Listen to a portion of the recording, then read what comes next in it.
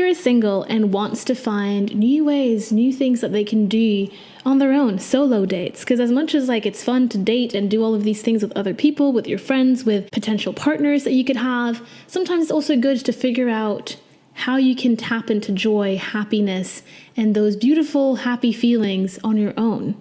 Foster that on your own as well. And so today, I've been single for a while, and I wanted to share with you guys the few solo date ideas that I've done, that I've enjoyed, and that I think can bring you guys a lot of empowerment, a lot of feelings of being proud of yourself, of feeling joy and happiness from something that you do on your own that is not dependent of other people, right? Because being single can be a lonely journey. It can be a little bit isolating, especially if you're not actively like on the dating apps and actively like trying to find people to date and find people to be with. It can be quite isolating, quite difficult at times. And so sometimes you just kind of have to pick yourself back up and be like, right, what can we do to feel happy, to feel joy, and to feel bliss and peace and all of the fun little emotions, right? Not little, but all of the fun emotions on our own, because we're not going to be waiting around for our dream relationship, our dream partner, by sulking and by being sad and annoyed and frustrated, right? We're going to be happy and joyful and feeling like life is beautiful on our own as well, even though sometimes it can be quite difficult to tap into. I have other videos that I can link in the description and in the eye about being single and the things that can show up for you and why being single is a fun thing and a fun period of your life and all of that. So if you're struggling like I am sometimes, still am at points, with being single and feeling frustrated as like, when is it going to be my turn kind of thing, these videos can be useful. But today we're talking about beautiful ideas for solo dates. So the first thing that you can do is to go on a show on your own. And I know that it sounds weird and awkward and obnoxious, but honestly, going to a little musical theater show, a play, a concert on your own, obviously make sure that it's safe for you to do so. Make sure that you feel comfortable safety-wise to do that on your own. But if safety is not really an issue for you for that situation, do that. Why wait for a partner, for a friend, for somebody to be free to go with you when this is something that you want to go on your own? So for example, if you have a musical that you really, really, really, really want to watch, but you don't have a partner that will want to come with you, your friends are not free or your friends are not interested and don't want to spend money on that, why would you prevent yourself from spending a good evening with yourself and with a beautiful show, a beautiful like musical that you've wanted to see for a very long time? Why prevent yourself from that joy and that peace and that bliss of doing said thing just because you're going to go alone? Might as well just go alone and enjoy it. At least you won't be having friends that feel like they've paid too much money or paid money for something they don't want to be at. You're not going to feel like you're dragging anybody with you. You're just going to be able to be in your own space and enjoy the music, enjoy the show, enjoy the story. And that's a beautiful, beautiful, beautiful thing that you can do. And I feel for some reason, out of all of the things that I've done solo, like outside, not within my own home, it's one of those things that feels very simple. It doesn't feel very awkward because it's kind of like going to the movies. Like you just go, you sit, and then you watch and you just enjoy and you vibe and you dance and you listen to the music and it's beautiful and it's great, but you don't feel weird and awkward because you don't feel, like sometimes when you go to a convention, you go somewhere and you're just walking on your own and you feel a little bit like, ooh, like this is something that people often do with other people and I'm the only one that's alone. People don't notice that as much when you're at a show because they could, like they just don't notice it as much. And also you're just sat and it's dark, so people don't notice, oh, this person's on their own. Also, at the end of the day, you shouldn't care that other people will think that you're alone and lonely. But at the end of the day, we are human and we all have those feelings that crop up, that make us feel uncomfortable, that make us feel like nervous and like, oh my God, like I'm going to be alone and people are going to judge me and people are going to, like, I'm the only one that's alone here. These feelings are normal. So if this is something that you're going through and feeling, it's okay. It's okay to feel it. Please don't think that you're broken and obnoxious and not normal for putting yourself out there and doing things on your own, but still feeling slightly uncomfortable while you're doing it. It's normal because, we've been taught, and maybe also some part of you really wants to be able to do this and yearns to be able to do this with somebody else. But right now it's just not the time. Right now it's not the moment for you to be able to share these experiences with somebody else. And that is okay to feel at the same time proud that you're able to get yourself out there and do the things that bring you joy on your own, but also at the same time yearning and feeling like, oh, like I wish somebody was there with me, and I wish that I didn't have to be in the situation where I'm trying to cultivate this happiness and this joy on my own, right? But the beautiful thing is that you're doing that anyways, and the more you do something, the more natural and normal and the less awkward it becomes. If you're like, well, I've been to a show 5 times on my own already, it's not weird. I don't care if people think that I'm weird. I don't care if people think that, why is she alone? A lot of the times it's their own issues with themselves thinking like, oh, they could never do that themselves, and so that's why they're looking at you weird. It has nothing to do with you. You know what I mean? And also, when you're alone, you're more open probably to meeting new people, to bumping into people, to talking with other people, because you're like, well, I have nobody to talk to, so might as well just have a random conversation with the guy in the queue, behind me in the queue, because might as well. And then that's how you can sometimes meet beautiful people that are going to be part of your life, or meet new friends, or all of that jazz. So that was the first thing, to go to a show on your own. The second thing is to go to a restaurant on your own and eat on your own. And I know, and I'm not saying a coffee shop, I'm saying an actual restaurant. And I feel like that is one of the, oh my God, this car was a bit weird. Anyways, that for me is, I think, the pinnacle of doing something on your own that is super, super, super uncomfortable, because I've been to a restaurant on my own once, and I want to do it again, but I've been on my own in a restaurant once, and it was fun. It was good because I felt like I did it at a time where I was comfortable enough to, put myself in this situation where people would look at me and be like, oh, she's eating on her own, how weird.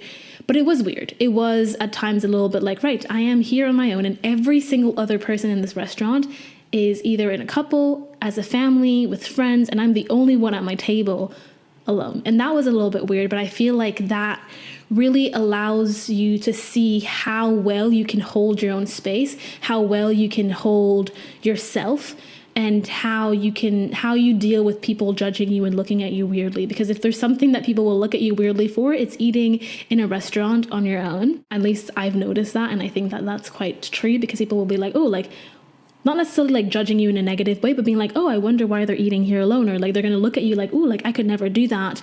And then having a bit of a weird look on their face, and it might make you feel a little bit uncomfortable.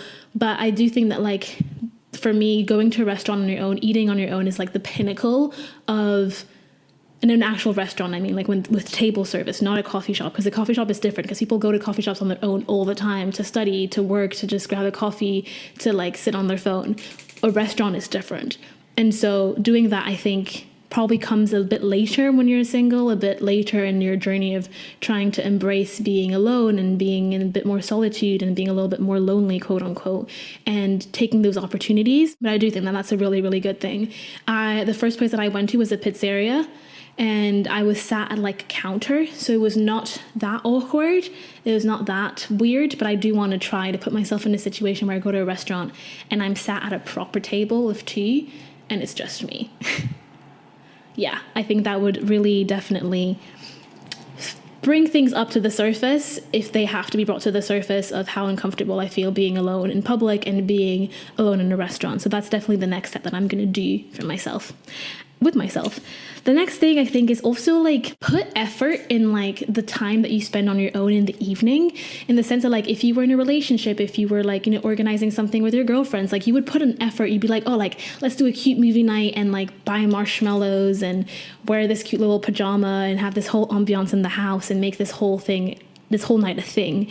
You can do that for yourself too. You don't have to wait to have other people. You don't have to wait to have a man, the friends, the people around you to be able to do that. You can do these things on your own as well.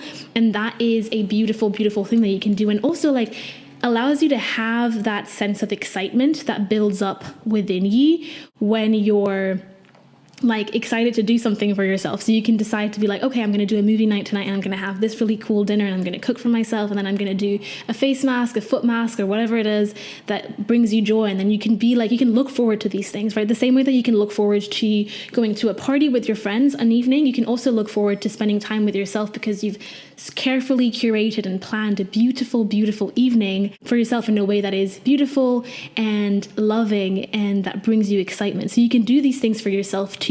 And that can also be solo date nights, right? You can do solo journaling nights where you find little prompts and you either answer them on an audio or write them down and get to know yourself a little bit deeper. Like, you can do a lot of beautiful things that, you know, bring you joy. You can be like, you know what, I love video games. I just want to sit on my computer and just play my game, or sit on my computer and rewatch the series, or whatever it is, and just build the excitement up the same way that you would if you were doing this with somebody else. Because at the end of the day, if you're going to be doing this with somebody else and building this excitement up, you also deserve that for your own personal solo time. The next thing that I've done, if you've watched my Instagram, I haven't been posting as much recently, but I've posted a reel about me trying new things, and I was trying painting for the first, well, not for the first time, but like a watercolor for the first time. And that was such a therapeutic activity. It feels like it mixes at the same time emotions, allowing yourself to feel emotions and to put emotions into the 3D space with the color and with the paint and with the beauty of it, but at the same time allows you to do something with your hands. You can be watching something at the same time, listening to some music, and it can really allow you to genuinely have a beautiful, beautiful evening with yourself. And that's something that I would definitely recommend. So either doing some painting, some arts and craft, some drawing, like anything that you do with your hands that allows you to have some sort of like a result, something that you can put up on a wall or something that you can put within a folder. It's a very, very beautiful activity, and I definitely recommend doing that if you're solo. That would be really, really good. If you're at uni, I would recommend just going to new things on your own, going to societies on your own, putting yourself out there in a way that could maybe feel a little bit uncomfortable, being like, well, I'm going to go to this society and there's going to be a lot of people that I'm going to know no one. But again, you're going there on your own, meaning that you don't have the safety of having a friend to rely on and just chit chat with them in the corner. So you're going to go there and you're going to have to talk to new people. You're going to have to interact with other people. You're going to have to, and also want to chit chat and get to know other people. And that's a way that you can build more confidence in yourself, to feel safer in talking with other people, meeting other people, but also it's a beautiful way to meet new people and to build new friendships and to meet people that could be like-minded to you. They also could not be, and they could also then teach you how you can swiftly move on between people that you meet that are just fun for like that evening, or people that you meet that are like, no, like they're going to be people that are going to be in my life for a long time. And so that's also not techniques, but that's also skills that you can learn through putting yourself out there a lot of the times in group settings with people that you don't know, helping you start building new friendships and seeing if these friendships or these first interactions serve you and make you feel like, oh, I've met somebody that's going to be worthwhile to invest a lot more time and energy and friendship into them. So that's really, really beautiful. And then the next thing that I want to tell you guys is that a solo date idea can also just be like an evening where you spend time with yourself, in the sense of like not painting, not all of that, but just like spending time to get to know yourself, going inwards. And you know, I talk a lot in my videos, like you can journal, you can tap, you can, meditate, but how do you actually know what works for you? How do you actually know what you enjoy? How do you actually know what you like if you don't actively spend time and intentionally spend time on figuring these things out for yourself? So once you're solo and you're single, you have a lot more time on your hands to be able to do these things and to sit down with your thoughts, sit down with yourself, and there's nobody to distract you. There's nobody around you that can tell you, that can be like, oh, like just come over, let's do this, let's do that. So it's a beautiful time, a beautiful moment. Sorry, there's like an alarm. Is it the police or the fire people? Fire people. So it's a beautiful time to actually spend with yourself, to get to know yourself a little bit deeper and to get to know these techniques. So you can be like, okay, every Tuesday I'm going to spend like an hour with myself, and I'm either going to meditate or tap or journal, or, just figure out new ways and be creative with it. You know what I mean? Like a lot of the ways and a lot of the techniques that I found that work for me are because I was either creative and just discovered them on my own, or discovered a technique that I found online and then readapted it to me and to my needs and to my life. So tapping I use a lot, but I make my own scripts. I make my own, unless I'm I'll just watch a video, which happens quite often. But sometimes I'm just like, you know what, I want to develop the skill. I want to create my own script and make it work for my own life and my own personal situation right now. Same thing with journaling. Like I knew a lot about journaling and I discovered a lot about it, but then now I've just made it my own. And I have a whole video about journaling and how I've made it my own on my podcast and on the YouTube channel as well. And then, the same thing with meditating. You can discover and work with a few different ways. Do you like to have music while you're meditating? Do you like to have somebody speak at you and tell you what to do? Do you like to be laying down, sitting up? Do you like to have just nothing and just be within your thoughts? Do you like to do body scans? Like, there's so many different ways, and you can maybe even make it like a fun little date idea for yourself to be like, okay, today I want to discover more about meditating. Let me listen to a podcast about meditating. Let me and then try it out and see what works for me. And like, you can do a lot of different things, and just getting creative with this time that you have on your hands is a beautiful way that you can get to know yourself a little bit more and enjoy this time of solitude, this time of singlehood a little bit more. Other things you can do is you can develop new skills. You can decide to, pick up like this singing thing that you've wanted to do forever. You can start the YouTube channel. You can learn how to cook better meals and be like, okay, every Wednesday is my night where I'm going to try a new recipe and really perfect it. You know what I mean? And like, the moment you get out of the sort of like paradigm and mindset that being single sucks and it can only suck. Yeah, there's a lot of parts of it that suck, that are not fun, that are frustrating, especially when you don't want to be single. Fairs, and I completely agree and accept that.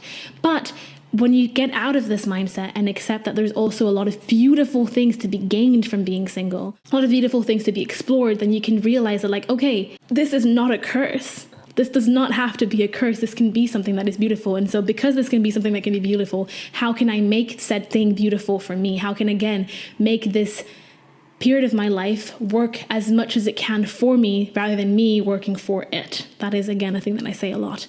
So yeah, I think that's a beautiful way to leave it at that for this video. If you enjoyed this video, please subscribe to my channel, like this video, share this video with other people that could benefit from it as well. And if you have somebody in your life that you think would benefit from it as well, please like share it to them. Again, there's only so much that I can do on my own, which is showing up every single week, twice a week, and sharing topics that I think will be beneficial to you. But if you have people in your lives that you're like, no, like, I know that they're going to benefit from this. I know that it's going to be really useful for them to hear this perspective that you have on this topic. Please, please, please share it to them. Give them the link so that I can also help them too in a way that they might have not found me just naturally and organically through YouTube or Instagram, my podcast. So yeah, without further ado, I'm gonna go. I love you guys, and I'll see you guys next week. Bye guys.